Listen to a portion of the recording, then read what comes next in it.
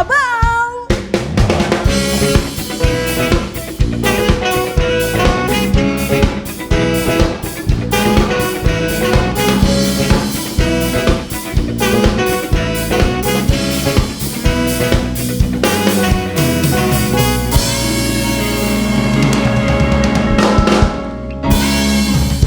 Assalamualaikum warahmatullahi wabarakatuh. Selamat malam semuanya. Warahmatullahi wabarakatuh. Menurut Nelson Mandela, investasi yang paling berharga adalah kesehatan.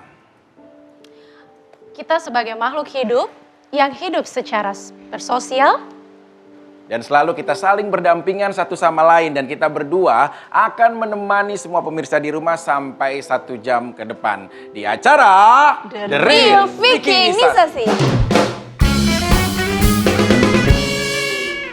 Oke, situasi saat ini sebenarnya bukan hanya di negara kita, tapi bahkan di dunia. Corona melanda kita semua. Yang pasti ini akan menjadi bagian penting di dalam hidup kita karena segala sesuatu kita berubah secara drastis dari mulai kehidupan kita ataupun tentang bersosial dan sesamanya. Betul sekali Mas Vicky, makanya pada malam hari ini kita akan mengkaji semua masalahnya Iya. sesuai dengan temanya. Berdamai dengan Corona. Oke, sebelum kita akan kaji lebih luas tentang Corona, kita akan menyaksikan tayangan yang berikut ini.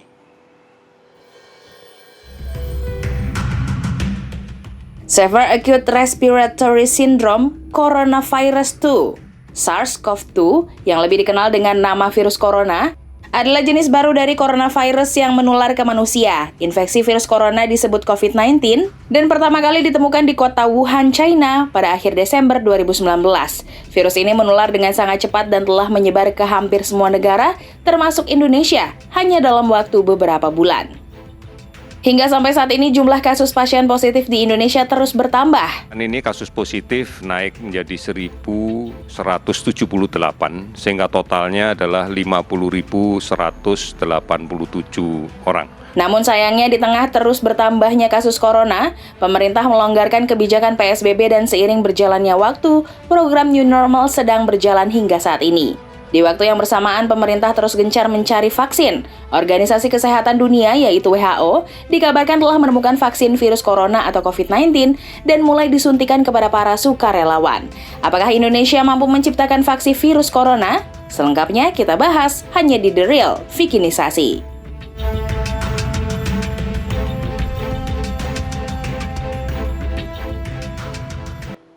Ya, tadi tayangan yang memang menjadikan informasi buat kita, yang pastinya sekali lagi kita spesial. Bintang tamu kita kali ini adalah seseorang yang memang akhirnya bisa kita undang, yang sebelumnya teman-teman kreatif sangat berjuang untuk bisa mendatangkan beliau. Langsung saja kita panggil dengan segala hormat kita, Profesor Dr. Amin Subandi.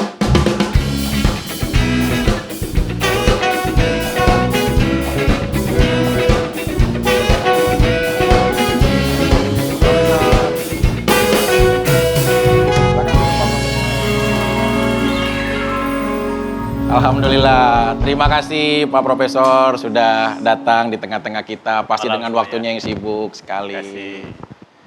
Pak Profesor, tadi kita udah melihat tayangan tentang ya kondisi kita ataupun tentang corona yang sampai saat ini sebenarnya ya mau nggak mau, suka dan nggak suka itu adalah bagian di dalam hidup kita. Nah, penerapan new normal oleh pemerintah pada saat ini, menurut Profesor, apakah sudah tepat atau bagaimana? Kalau kita lihat dari upaya untuk meningkatkan produktivitas, tentu ini memang sudah waktunya. Hanya saja, kalau itu mau diterapkan, tidak berarti pandemi selesai. Oh, bukan berarti selesai. Ini kan hanya upaya sebenarnya. Ya, jadi pandemi masih ada, tapi kita beri kesempatan teman-teman untuk berproduksi, nah untuk aktif. Nah, mereka yang memang siap untuk produktif harus mencermati juga protokol-protokol kesehatan yang harus dilakukan. Karena tanpa itu produktivitas itu mungkin bisa dicapai tetapi tidak aman. Kunci pertama adalah harus aman dulu. Harus aman dulu. Ya, jadi produktivitas tapi tetap aman. Tetap aman. Karena memang semua pasti ya kita nggak bisa juga, kadang ada jeritan dari beberapa teman-teman juga yang memang dalam kondisi seperti ini setelah dikarantinakan dan lain-lain. Tapi satu sisi juga pemerintah memang melakukan hal terbaik nih untuk masyarakatnya. Nah, menurut cerita, ya, Prof. Amin bisa jelaskan nggak sih bagaimana tentang COVID-19 ini?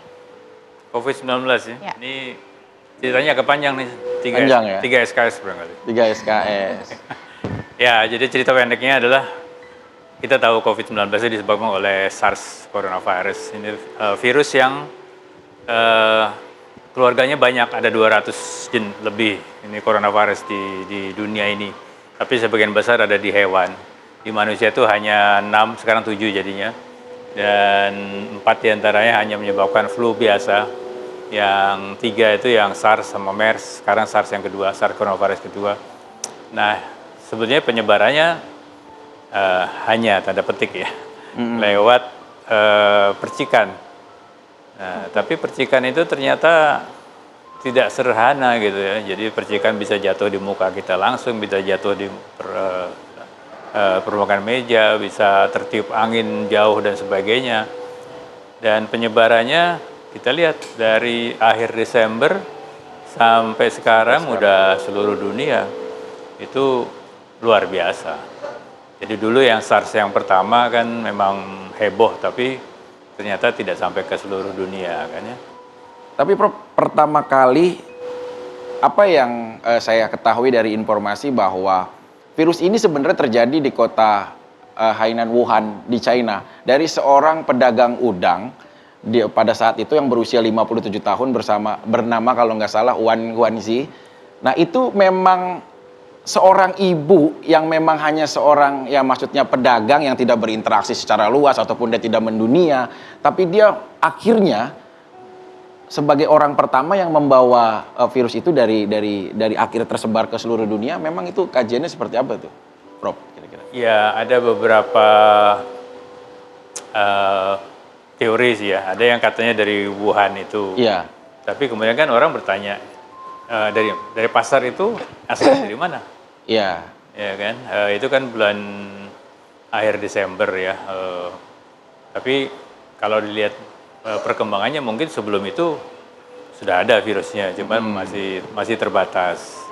Nah, pelan-pelan begitu virus itu bisa berkembang biak di manusia, beberapa orang, nah, kemudian menyebarkan ke orang lain. Kita ketahui bahwa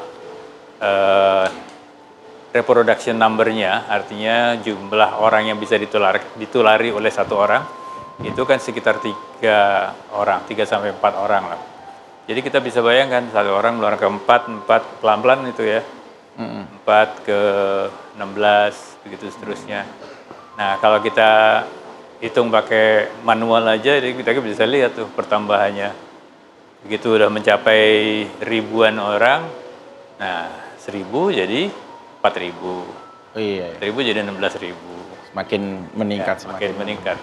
Ya, oke pemirsa, sekarang kita mau memperlihatkan dulu ada artikel dari Eijkman, katanya dia sudah mengirimkan 10 sampel virus corona pasien Indonesia.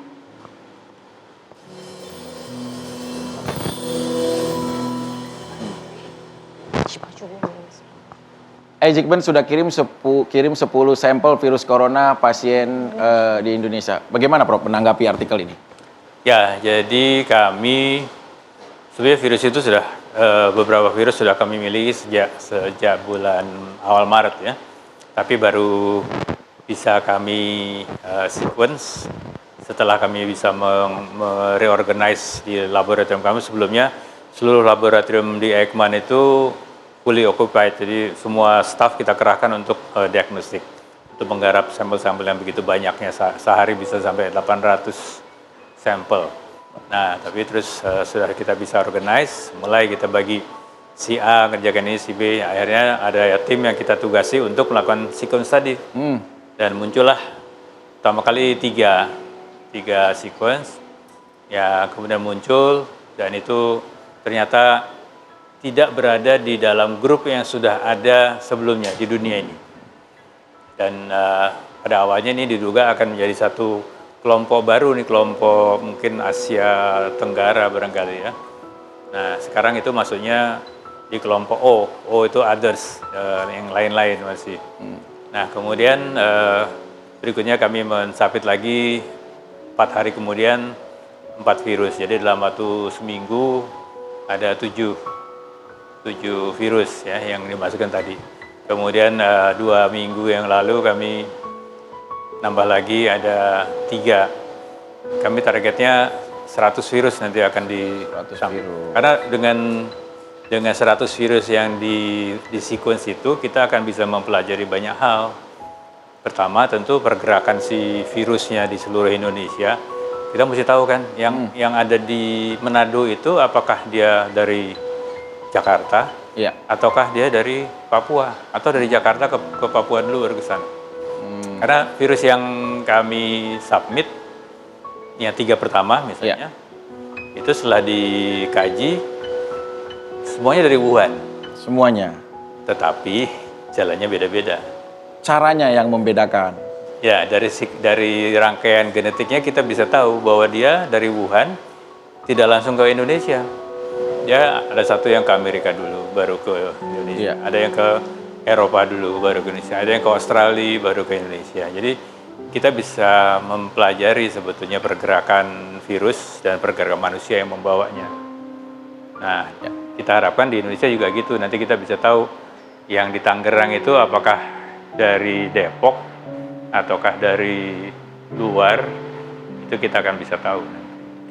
Yang pasti dengan segala macam upaya, ya kita sudah berusaha semaksimal mungkin untuk menjadi yang terbaik di sela-sela situasi seperti ini ya. Nanti juga kita akan membahas secara luas tentang plasma convalescent. Ini akan menjadi sebuah terapi corona yang memang berat, tapi menjadi salah satu hal yang terbaik untuk kita bisa lakukan. Saya jadi ingat tentang salah satu kutipan Presiden Ghana berkata bahwa di saat aku harus mengambil keputusan tentang situasi negeriku, aku mempunyai beberapa pakar ekonomi untuk bisa menghidupkan kembali ekonomiku. Yang tidak aku bisa adalah menghidupkan orang yang telah mati. Jangan kemana-mana, tetap di The Real Vikinisasi.